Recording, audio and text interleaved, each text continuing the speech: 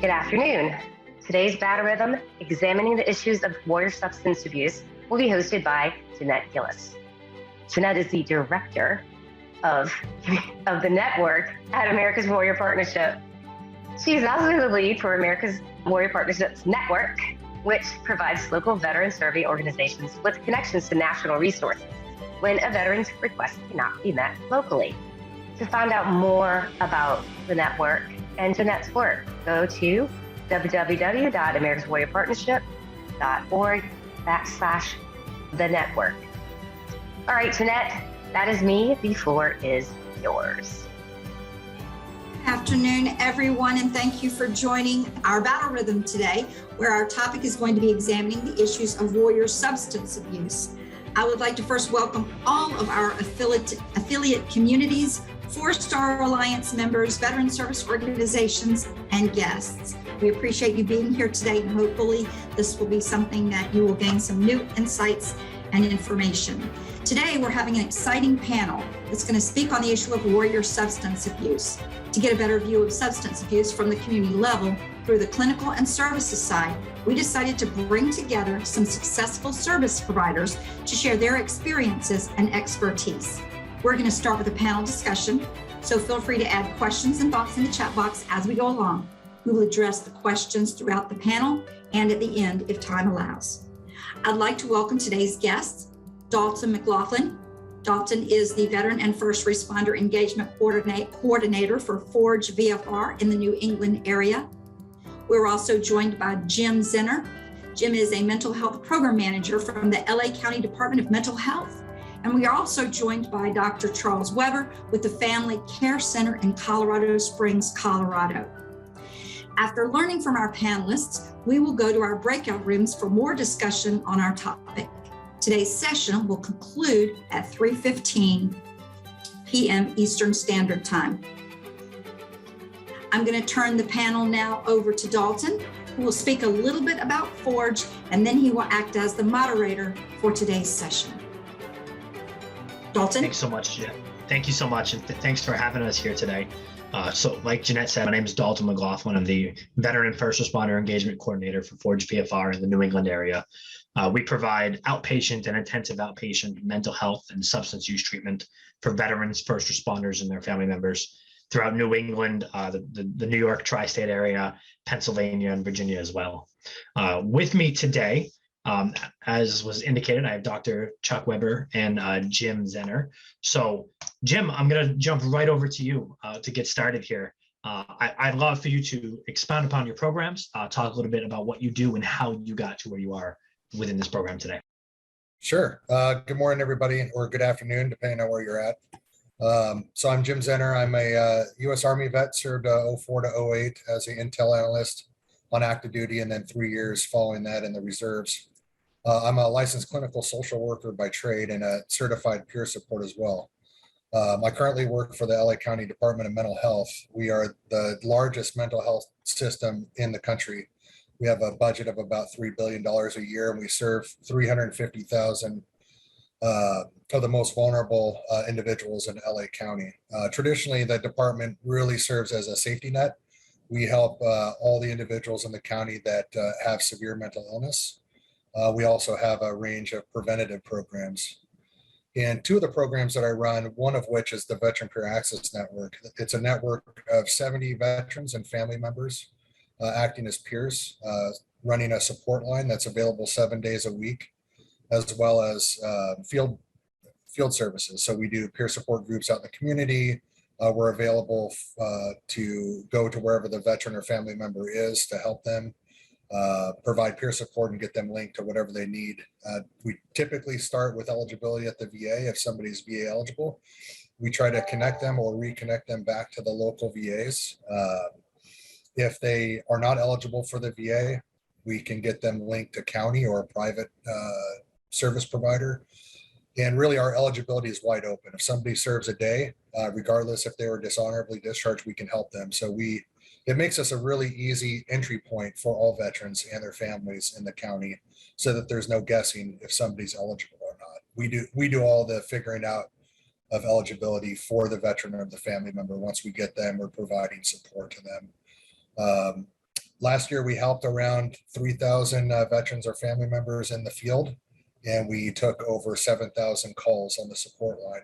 And that was our first year of providing services. So really excited about the work that the team does. How I got here, I crashed and burned on my way out of the Army. I had a lot of transitioning difficulties. I participated in mental health at the VA, got some housing assistance from the VA as well, and just continued my mission after my military service, which was to get my MSW. Got my MSW and I've been working with fellow service members ever since. Most of my experience has been in nonprofit prior to joining the VA and eventually the LA County Department of Mental Health. That's awesome. Thanks so much, Jim. It's so important to have veterans helping veterans, right? And we both as veterans, we understand that veterans connect best with veterans, right? It's why you see at a bar, whenever you see a Marine in that big red bucket hat, I can go over and have a conversation with him. Doesn't matter when he served or where he served. We have that instant connection. So the veterans in your area are so lucky to have you in the county service helping them get these resources. Dr. Weber, I'd love to hear some more about your service, the services you provide. So you run one of the largest outpatient clinics in Colorado. Tell me about your program and how you got to where you are.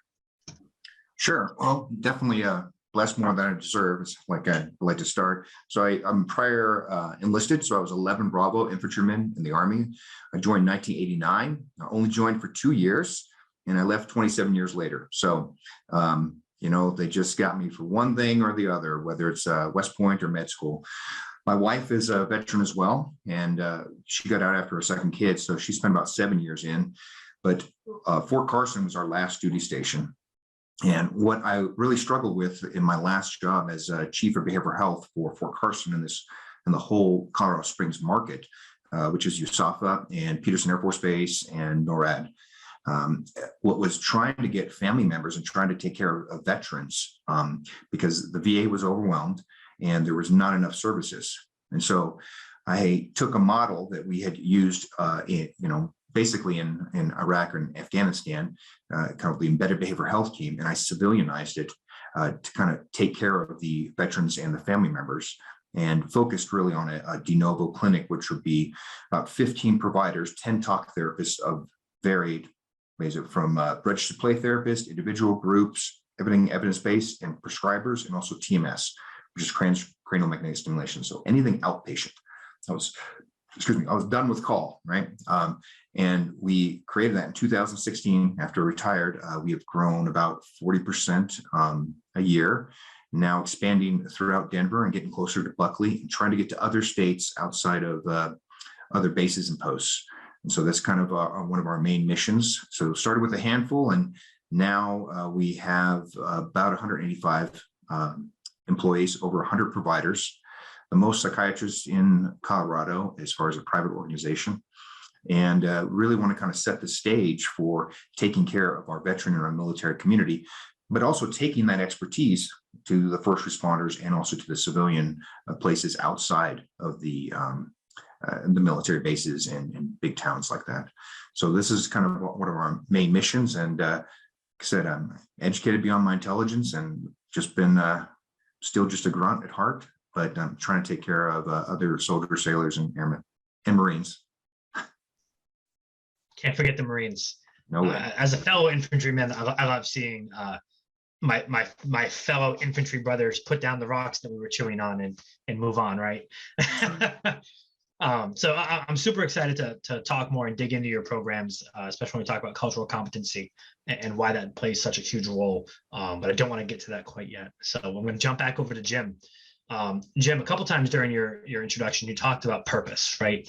You mentioned you crashed and burned on your way out, and it was about finding that new mission when you were looking for when you pursued your MSW. Why is it, do you think it's important for veterans that are utilizing your program to find a new purpose or a new mission? Yeah, I mean, you both know, when we're in the military, you have a strong sense of purpose and belonging and connectedness, and you lose all that when you leave the military. And for a lot of the folks that we're connecting with, a lot of the veterans that we're connecting with in particular, they've lost that sense of purpose and are kind of just, going through life. As I heard first at the VA, through my own therapist, it's surviving versus thriving.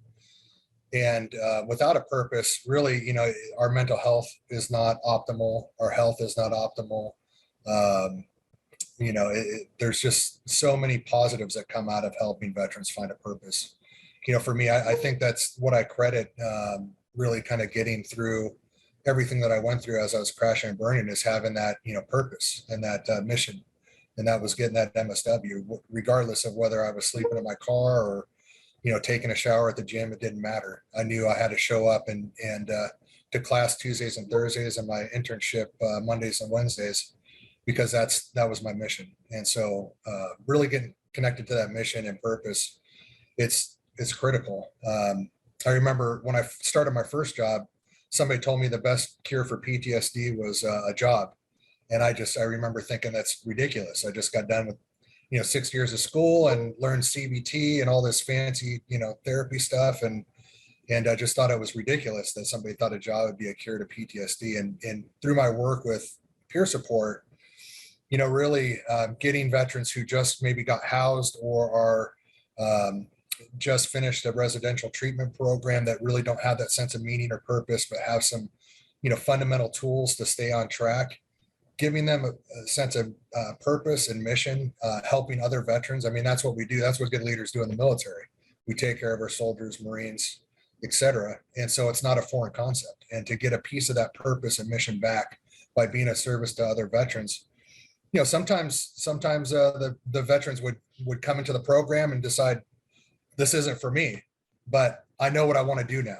I want to go back to school and I want to get that bachelor's in healthcare administration and work on, you know, system level stuff in the VA healthcare system, or you know, I want to try to get back into law enforcement, or, you know, whatever it is. And some would stay. And a cadre of veterans that I worked with back in 2014, which was the first peer program I ever started.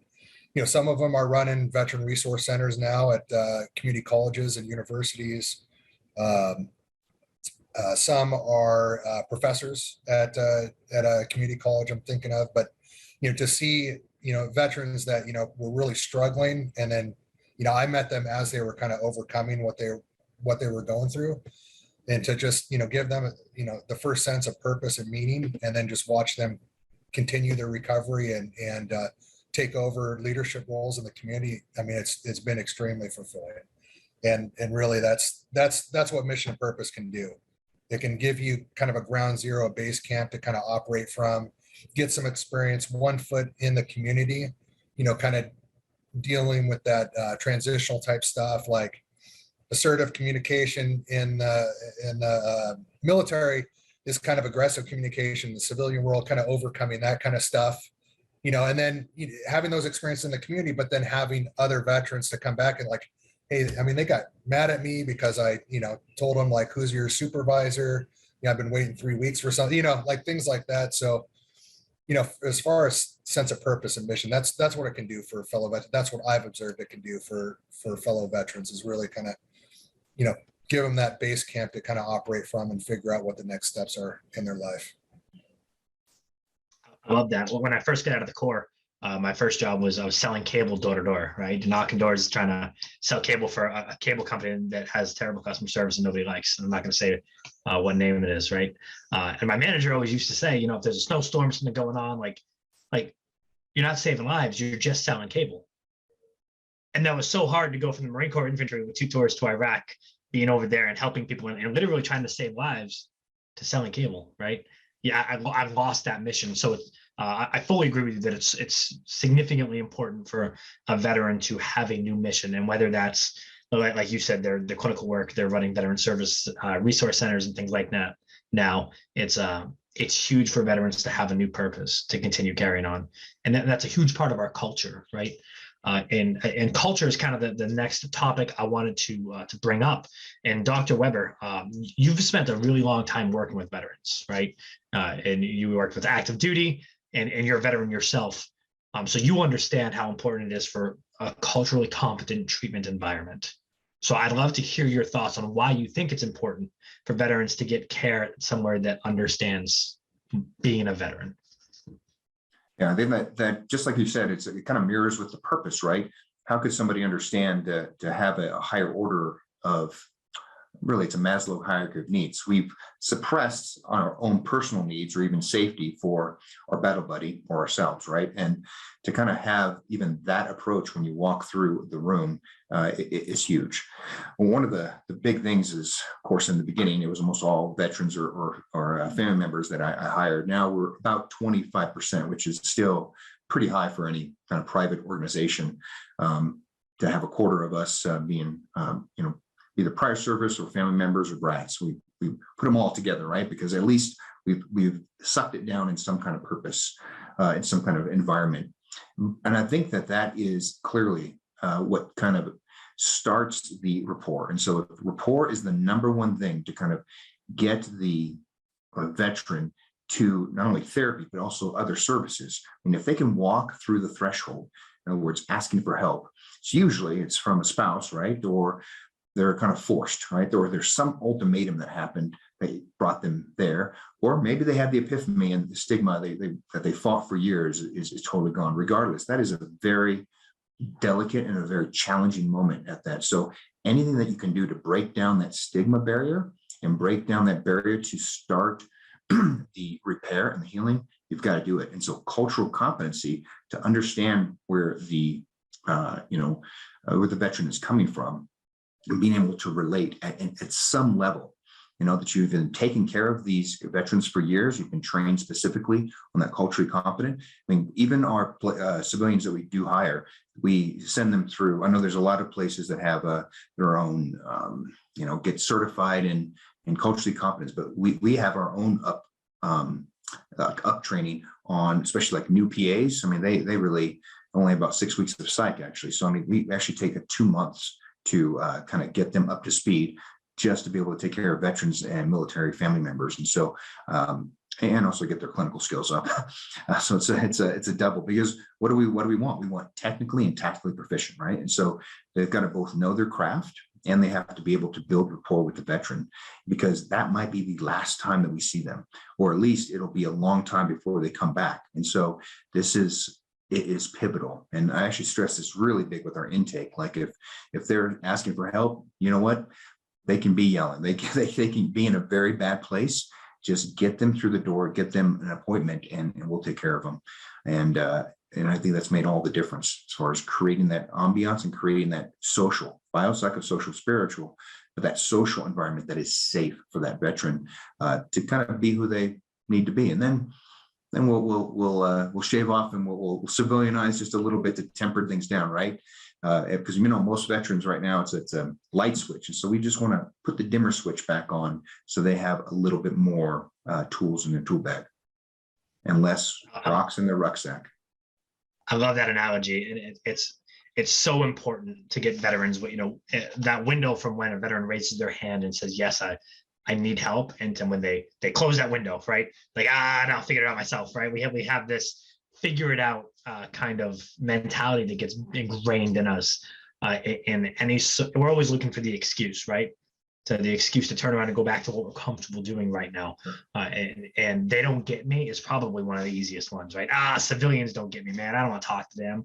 Now, I mean, I've used it myself, right? Nasty civilians, they don't get it, right? They've never been there. They don't understand what I've done. So that cultural piece it's so important. So I love hearing that from you, Dr. Weber. I want to, my bad, I muted myself. I want to shift the conversation a little bit here to talk about suicide prevention. Now, everything we do in the veteran service world is, of course, we always have veteran suicide in the back of our mind. We know the numbers. Somewhere between 17 and 22 veterans a day die by suicide, depending on how you look at those numbers. So Jim, I'd love to start with you and hear a little bit more about how your program approaches suicide prevention through the services that you provide. Yeah, so we are part of the Mayor's Challenge, which is converting over to the county. And I think our governor recently signed on to the Governor's Challenge. And part of that work, we kicked off a 5-year study of all the deaths in LA County that were veterans that died by suicide. And we found that veterans are 4 times more likely, were 4 times more likely from 2015 to 2019. And our board of supervisors in LA County were very interested in that number, very disturbed by that number. And so it was shortly after we had started the Veteran Peer Access Network here in LA.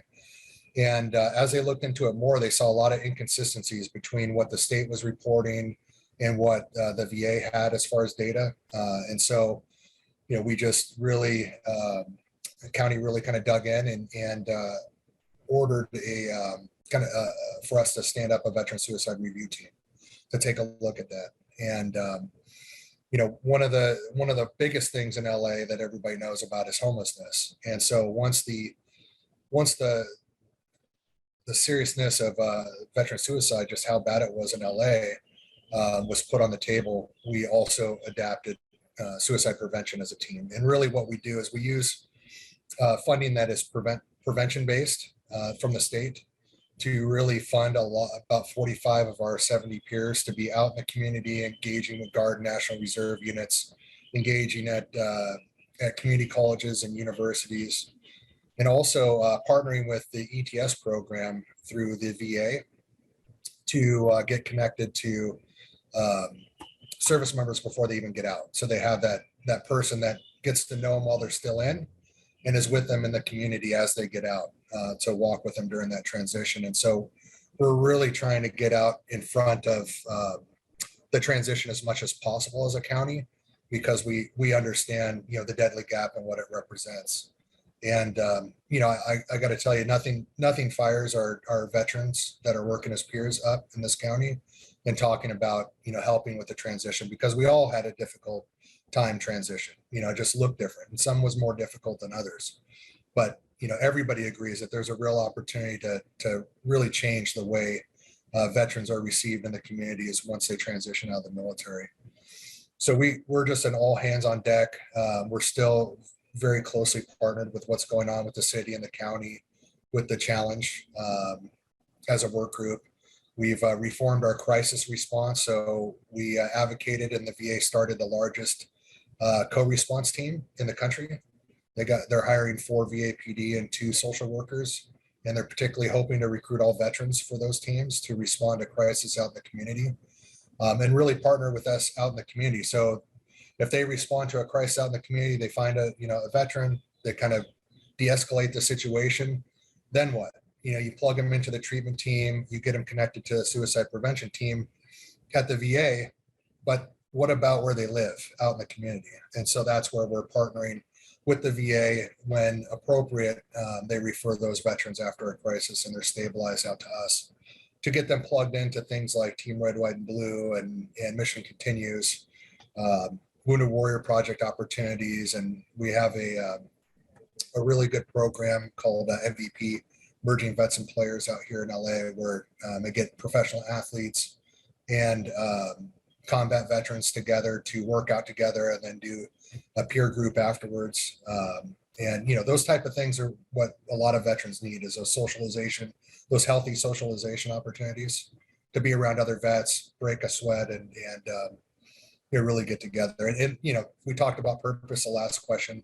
It also helps provide purpose, working out with each other, talking, reminiscing. I don't want to not show up because I told them I'd show up last week. I don't want to let my buddies down, that kind of stuff. Helps keep us accountable in a way that was familiar to us while we were in the military. That idea of it's not for me, it's for my buddy, right?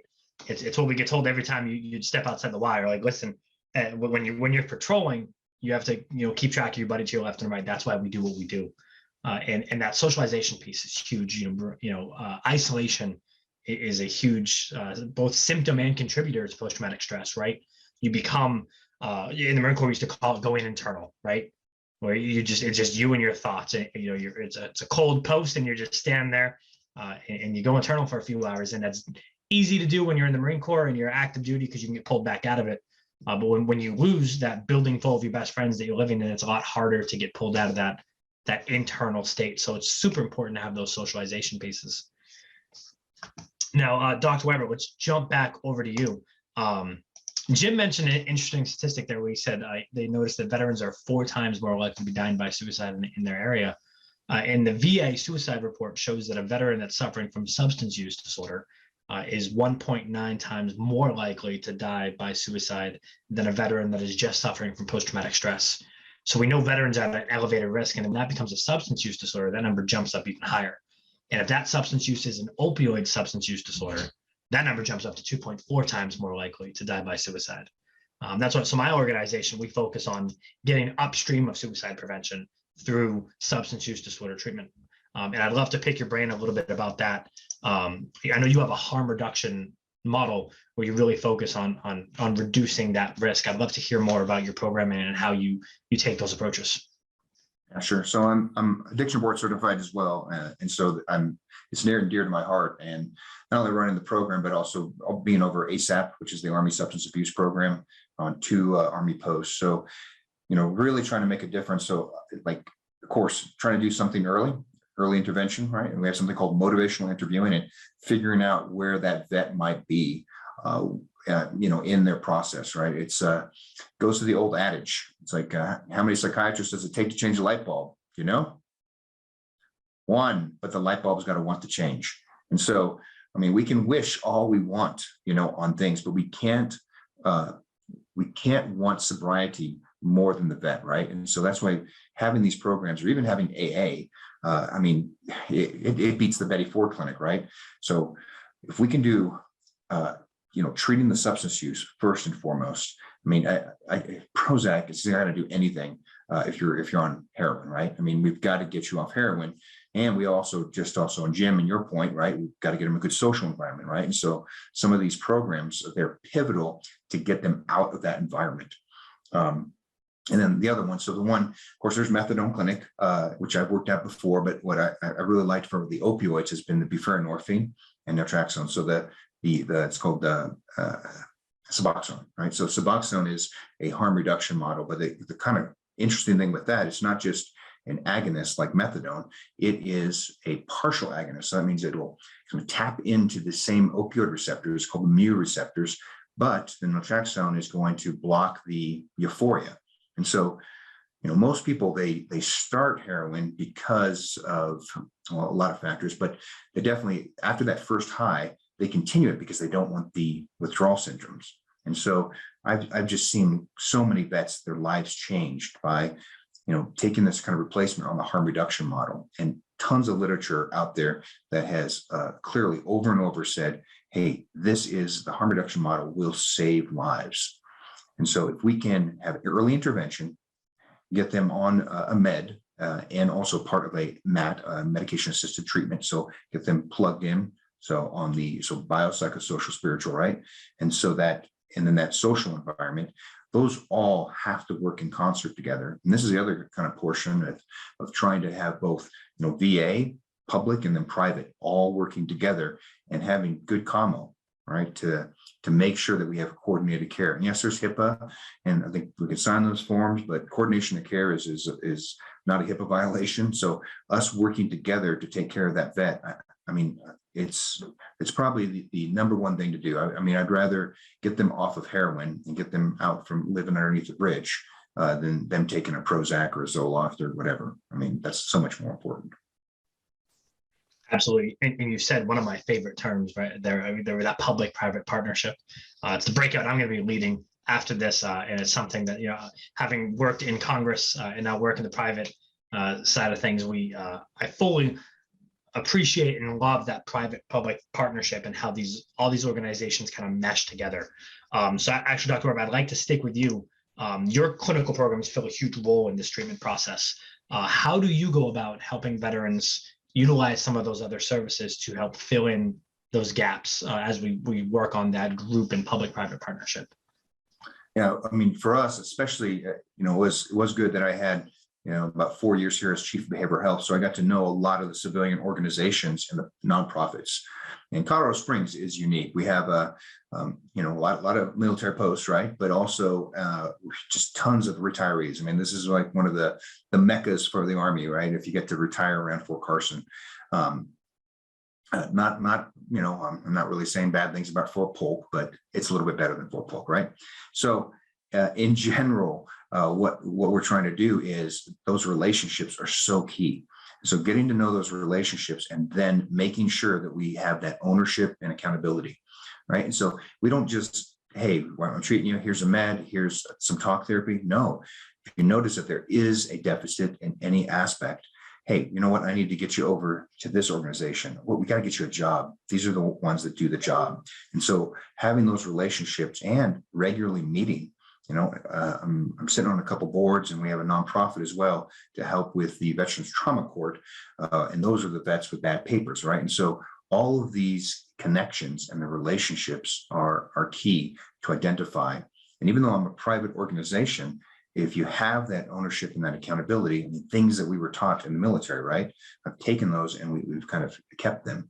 And even the environment that we kind of create for our providers, they love this mission as well. I mean, we have a 92% retention rate for providers here. So all I'm doing is hiring. Sometimes people leave, but what they love is that purpose and those relationships where we can hand off and truly make a big difference in the veterans and the military family members. I love that so much. Sometimes the VA gets a lot of heat sometimes, right? And the VA has such a big mission. So I love seeing organizations like yours and mine that work with the VA and work with the local and state governments to help augment their services, act as a force multiplier. No one organization has all of the answers, because if they did, we wouldn't have to be meeting here today, right? So everybody's going to bring a different approach on how we solve problems, and we're going to work together, and different approaches are going to work for everybody, right? Some individuals love a 10-step program that's very religion focused. Some don't want that kind of model.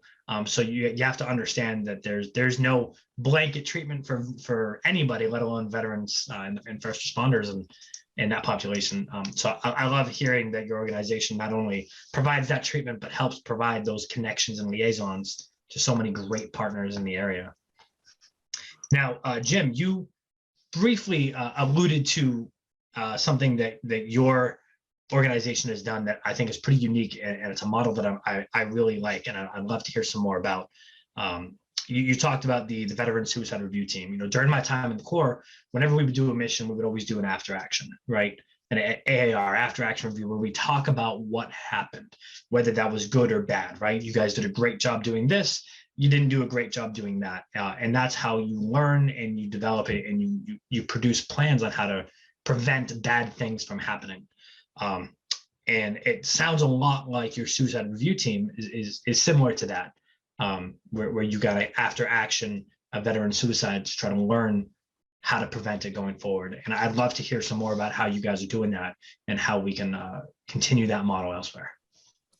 Yeah. So the Veteran Suicide Review Team really is a result of the county supervisors putting forward a motion and naming the Department of Mental Health as the lead, and working closely with the VISN 22 suicide prevention lead, our medical examiner office, and our Department of Public Health Office of Violence Prevention. And so we're four co-chairs, and what we do, it is kind of similar to an after action review. Sorry, it's been a few years since I got out. But we're looking at protective factors and risk factors. We're getting the names of all the suicide decedents that were veterans from the medical examiner. The VA's verifying, who's a veteran, who's not. And we're reaching out to the next of kin, and if they provide consent, then we're able to bring all the different documentation that all the different county departments that interface with that particular veteran. The VA is able to bring that information. Our state level CalVet is able to bring whatever information they have in their database and take a look at everything that was going on in that veteran's life. And so, it's not the happiest of work, but it's really kind of our way of getting laser focused on how do we allocate the limited resources that we have at the county level to find veterans and interrupt that suicide process. One county, they found that did a similar process. They found that a lot of the veterans were giving their animals away at the local animal shelter. Another county found that veterans were staying at a particular hotel before they died by suicide. So we're looking to gather all that data and see where we can we can target VPAN, but also on the VA side. The VA is an equal partner at the table. They've been with us every step of the way. They've been great partners. In our local medical center, the suicide prevention chief happens to be the VISN lead. So there's 2 other medical centers whose catchment area is in LA County. So she's been wonderful in pulling the other medical centers in and making sure we're all working together. So yeah, it's not the happiest place to, the happiest task to take a look at, but since the COVID hit, I've personally known 3 veterans locally who died by suicide. And it's the only way we're going to get out in front of it is to learn, exactly what's behind the scenes. Were they on medication? Were they being seen by mental health at the VA or out in the community? Have they ever rolled in the VA? Did they intersect with any of the county departments, whether it be with the LA Sheriff's Department, probation, Department of Child Family Services? This collaboration is going to help us really take a deep look. And when we don't get the next of kin to sign a release, we're still going to collect and aggregate demographic data and do whatever we can to kind of learn from that specific data. But really, we're going to learn the most if we can get that consent and we're able to look at, everything that the veteran had on file in the different agencies. Absolutely, partnership and collaboration, right? It's an unfortunate series of work that has to be done, but it has to be done. The more we can understand, the more we can prevent. And Jim, there's something else that your organization has been doing that I really enjoy.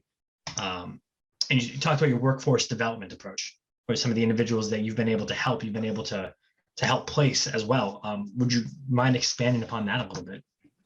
Yeah, I mean, really, when you're talking transition, you're talking workforce, and we want to really kind of make sure that most of our transitioning service members that are planning to make LA County their home after service have some opportunities at the county level. We're really close to getting an agreement signed with our state Inter-County Management Association to receive SkillBridge service members that are participating in SkillBridge to do a fellowship with county government for that final 6 months of their transition out, to really get inundated with county government, like sitting in a board of supervisor meeting, learning how that process goes, giving them opportunity to do some informational interviews with some of our county directors or leadership within county, getting them plugged in with our Department of Military Veteran Affairs to learn the benefit side and hopefully get signed up for benefits themselves.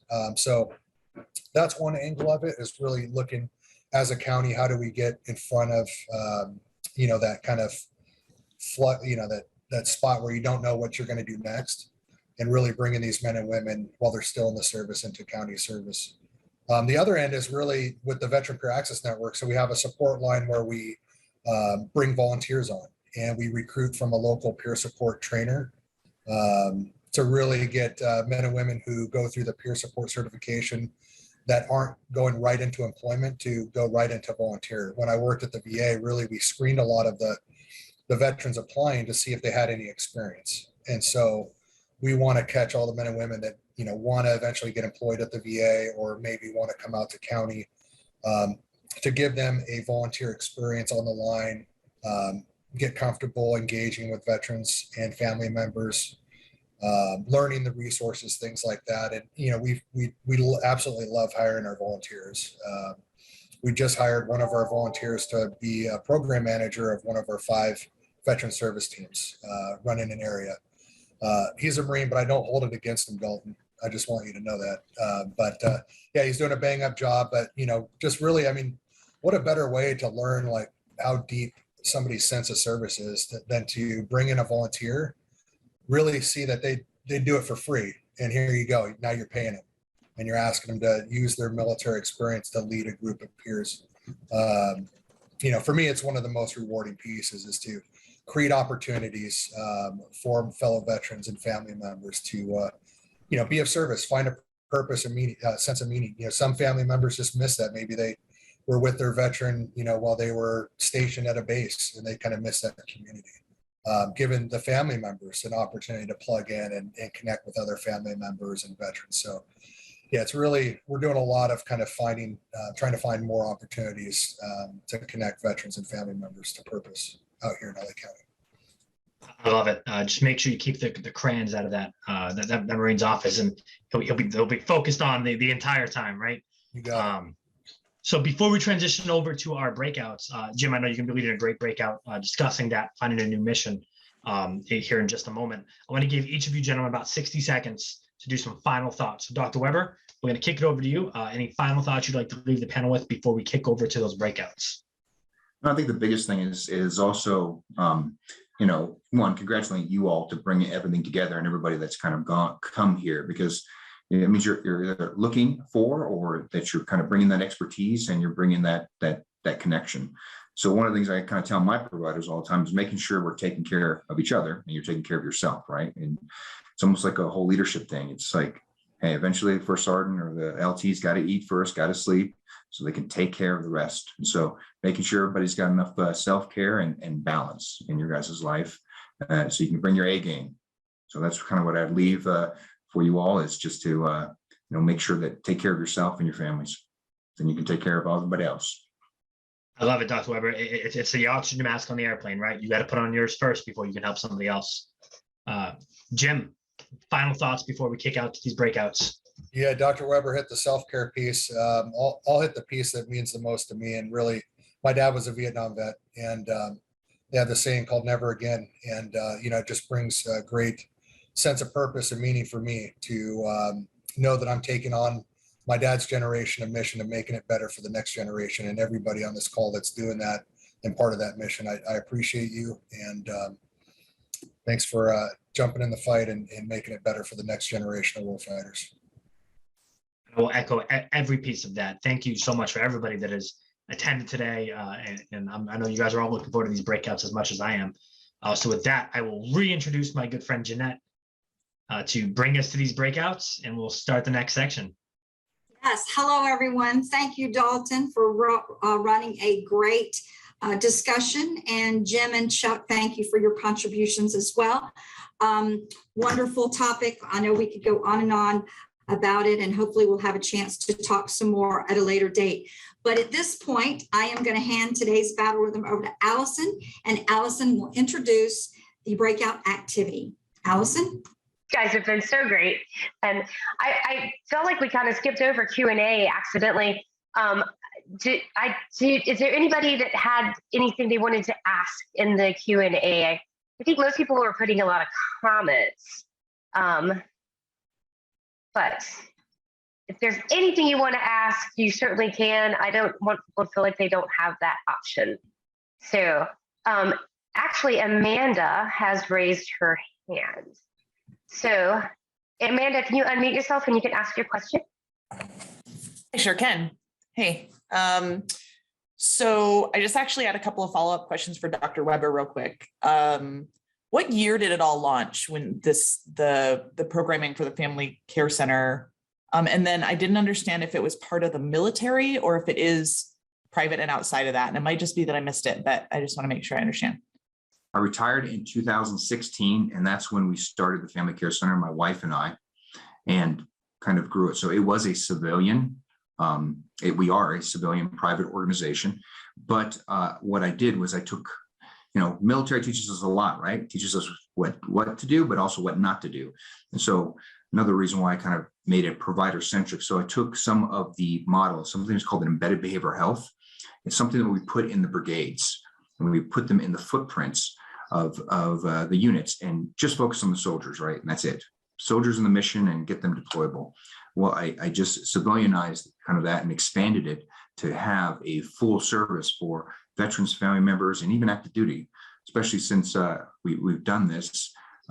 They can't take care of their own. They can't seem to hire, it's just a very laborious process. And so we've really, found a niche, and we found a need there. But I still can't do it without the VA, without the DOD, and without my, the nonprofits and their civilian organizations. We really do. There's plenty of business. I mean, everybody, there's not like a competition thing. It is, how do we take care and how do you, eat the turd burger, one might say. Am I allowed to say that? Well, I just said it. Oh, well. You said it. Thank you, Yeah, Dr. Weber. awesome. Well, we're going to go ahead into breakout. I didn't see anything else come in the chat box, but I really appreciate it. It does take everybody, like you said. And so the breakouts today are overcoming the marijuana fantasy with Chuck, and establishing public-private partnerships that we've been talking a lot about with Dalton, and then moving past addictions to solutions with Jim. So I am going to open these rooms, and for the next 25 minutes, we'll be having a great discussion. Remember, the leads are just there to lead. They're not there to do the whole entire discussion. So it's people talking back and forth. All right, I'm going to open the rooms. Hello, everybody. Hope you had a great conversation. I'm glad to see your lovely faces. Let's get started on our key takeaways. So overcoming the marijuana fantasy, left off a word there. So Chuck, you were leading that discussion. Did you have someone you would like to pass the ball over to give the key takeaways, or would you like to do it yourself from your group? No, that's all right. I mean, had a few really great questions. I don't know, Amanda, what do you do? Why don't you kind of say what you kind of got from it, and maybe some, maybe 3 key points. See if I did okay. I'm a screwed up teacher. It was discussion based, so I asked a bunch of questions, but we talked about the difference between someone saying like a THC based versus CBD based, we call it therapies. And I'd asked about kind of how to combat or how to respond to when someone's really on the marijuana has fixed everything in my life train, and kind of some evidence-based responses for that. And some evidence to talk about like the suicide risk and unemployment risk related to that. So kind of, and then some benefits to it as well. So we kind of did some pros and cons there. Does that give me 3 key points? Yeah, that's 3 key points. Yeah, I think that's good. some points. Some points. Well, it sounds like, Chuck, you were an excellent teacher. So there you go. And good at leading that discussion. So topic number 2, establishing public-private partnerships. So I don't want to throw anybody under the bus because I forgot to indicate who was going to talk about what we did, and I don't want to shock them. But so we talked a lot about what's been working in various areas, from employee resource groups to working with state and local governments to kind of develop these similar things to our battle rhythm today, right? The collaboratives where everyone kind of get together and talk about what they're doing and how important that is. People shared kind of what's going on in their areas and how we kind of pick some things from there. Most importantly, though, I think we all dropped our info in the chat, so we can connect afterwards and we can continue on that conversation. Oh, excellent. Yeah, I'm very happy to see that there were so many people interested in that working with public and private partnerships together. That's a big topic. It takes everybody. So topic 3, moving past addictions to solutions. That was Jim. Did you find someone to take that, present those key findings, Jim, or are you going to do it for us today? I did not, and like Dalton, I don't want to throw anybody under the bus, but I think, a couple of takeaways that we had was really the foundation is a non-judgmental understanding that, every time you engage with a veteran, they might not be willing, but they might be willing the next time. So to continue to engage in a non-judgmental way. Another piece is really, when looking at things as complex as substance use, leaders that can think outside the box. One example was like needle exchanges in Indiana, to really kind of combat the Hep C or Hep B breakout that was occurring. But if you have leaders that kind of think within a box and are always worried about, what it looks like to the community, then you won't be allowed to explore solutions to really end addiction. And then the last piece is accountability, which really, when that was brought up, it really run true to my experience working with veterans. If you don't have any accountability and you're not modeling accountability or bringing accountability to the conversation, a veteran will disengage and feel like they're in the wrong place. So really good to hear accountability get brought up amongst the group. Excellent. Well, that sounds like all those discussions were great. And I really appreciate everyone's help at making that discussion active and collaborative. Jeanette, I am going to pass it back over to you to close this out for the day. All right. Well, like to thank Jim, Dalton, and Chuck again for their excellent panel discussion. Our next Battle Rhythm will take place on June 6th, 2022. Same time, same place. We hope you all can attend. We'd like to thank you all for collaborating and for sharing. We believe communities are best equipped to improve the quality of life for veterans. Our goal at America's Warrior Partnership is to provide community partners like yourselves with support to help you deliver quality service. We hope that today provided you with powerful insights, best practices, and new partners and tools to improve the quality of life for veterans that you serve. Thank you all so very much and have a wonderful rest of your day.